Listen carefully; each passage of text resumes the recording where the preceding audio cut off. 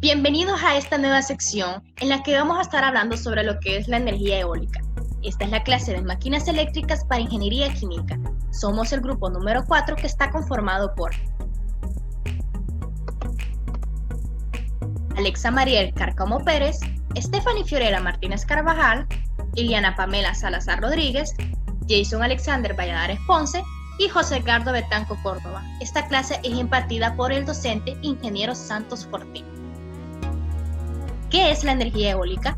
La energía eólica es la energía obtenida del viento. Es uno de los recursos energéticos más antiguos explotados por el ser humano y es a día de hoy la energía más madura y eficiente de todas las energías renovables. Pero, ¿cómo funciona la energía eólica? La energía eólica consiste en convertir la energía que produce el movimiento de las palas de un aerogenerador, impulsadas por el viento en energía eléctrica. Beneficios de la energía eólica.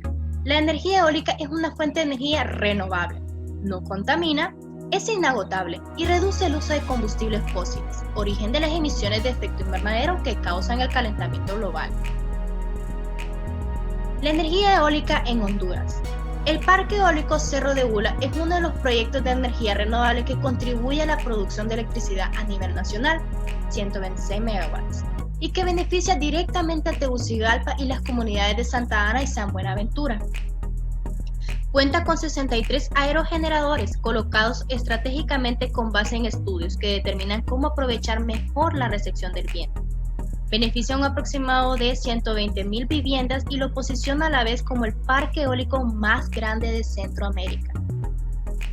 Aerogeneradores, llamados también turbinas eólicas, actuales son el equivalente moderno del molino de viento, convierten la energía cinética del viento en electricidad limpia y renovable.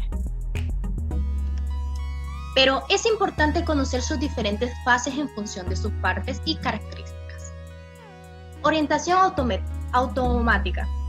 Un aerogenerador está orientado de manera automática para que se aproveche el máximo posible de energía cinética proveniente del viento. Una vez la veleta y el anemómetro registran los datos del viento a la barquilla, gira sobre un elemento llamado corona, que está situado al final de la torre. Giro de las palas. Para entender qué es un aerogenerador, es importante saber que las palas se mueven por la acción del viento y comienzan a hacerlo a partir de unos 3,5 metros por segundo de velocidad, pero llegan a la máxima potencia cuando hay unos 11 metros por segundo. En ocasiones hay vientos demasiado fuertes, de 25 metros por segundo hacia arriba, y entonces, por seguridad, las palas se colocan en bandera y el aerogenerador frena para evitar que sucedan tensiones excesivas. La velocidad del viento se mide con un anemómetro. Multiplicación.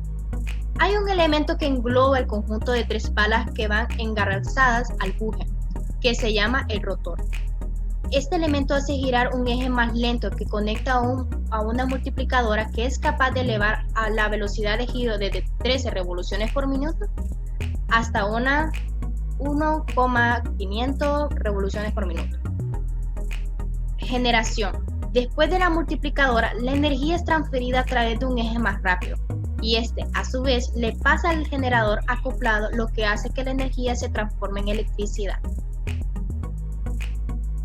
Y monitorización, el sistema por el cual se detectan y pueden resolver los errores o incidencias en un aerogenerador es a través de la monitorización y suspensión de la sugestación y el centro de control.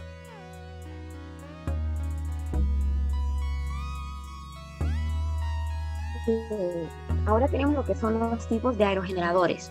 Como primer tipo tenemos por la posición del eje del aerogenerador, los que tenemos turbinas de eje horizontal y turbinas de eje vertical, así como podemos observar en la figura 3.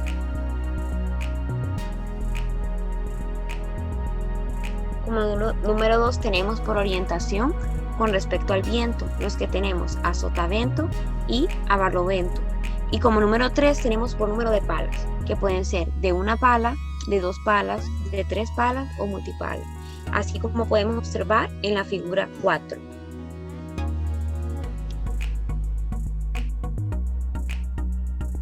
Circuitos de aerogeneradores. En la figura se muestra que un pequeño generador eólico puede ser construido usando cualquier motor de corriente continua. Cuando suficiente viento para mover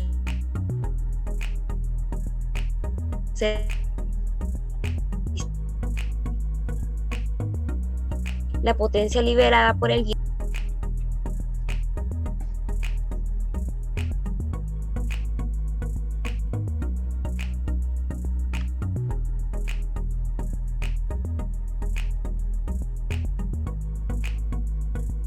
La cantidad de energía suministrada por el sistema depende de varios factores como los siguientes: el tamaño de la hélice o la cantidad de viento que se puede recoger, el tamaño o la potencia del motor utilizado como generador, la cantidad de viento o velocidad del viento en el lugar donde el generador eólico funcionará y la eficiencia del sistema al transferir el movimiento de la hélice al motor.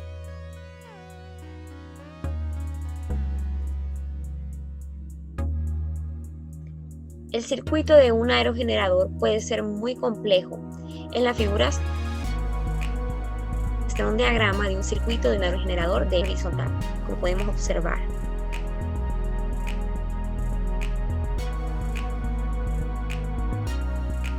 Regulador de tensión. Las aplicaciones electrónicas sensibles pueden dañarse si son alimentadas por una fuente que presenta cambios de tensión, y esto es exactamente lo que nuestro generador eólico puede causar. Las calculadoras, radios y relojes son ejemplos de dispositivos sensibles a la tensión. Para alimentar estos dispositivos es importante agregar un regulador de tensión.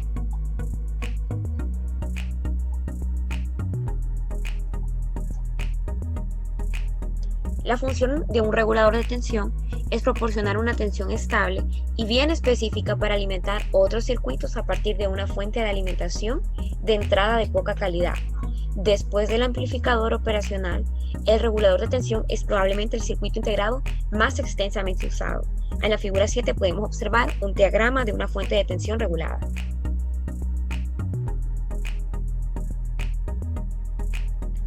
Bien, ahora tenemos lo que son los materiales y el equipo.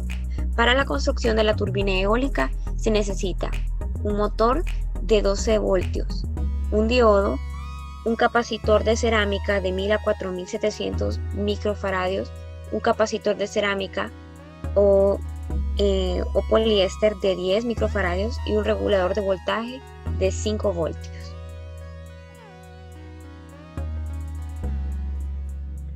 El software de simulación a utilizar será Multisim, y este es un software que permite simular circuitos. Se utilizará para montar el circuito con todos sus componentes y además servirá para medir los voltajes de entrada y salida del circuito, lo cual es de nuestro interés por simulación.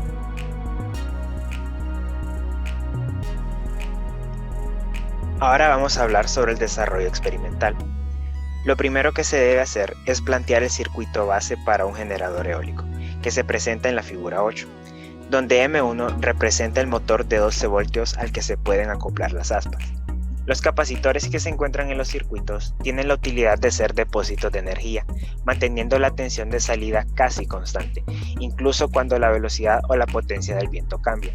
Cuanto más grande sea el capacitor, más energía puede almacenar, y más bajos serán los cambios de voltaje en la salida cuando la velocidad del viento varíe. El diodo permite que la corriente no vuelva a descargar el motor a través de las bobinas. Ya dijimos que los capacitores nos ayudarán a regular la tensión, pero esto no será suficiente. Por eso vamos a agregar un regulador de tensión al circuito. Esto nos ayudará a que la tensión del circuito de salida siempre se mantenga constante a 5 voltios, como podemos ver en la figura 9.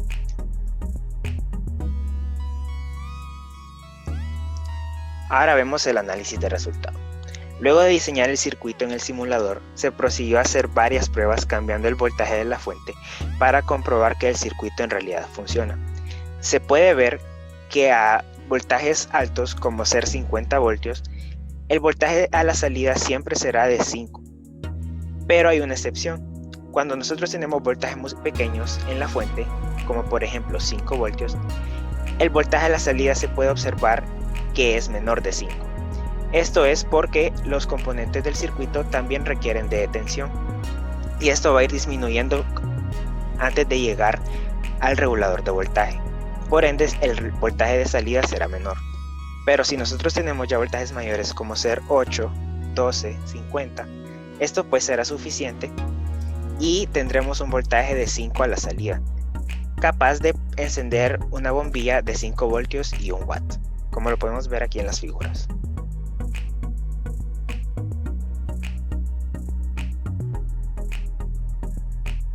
Muchas gracias por su atención.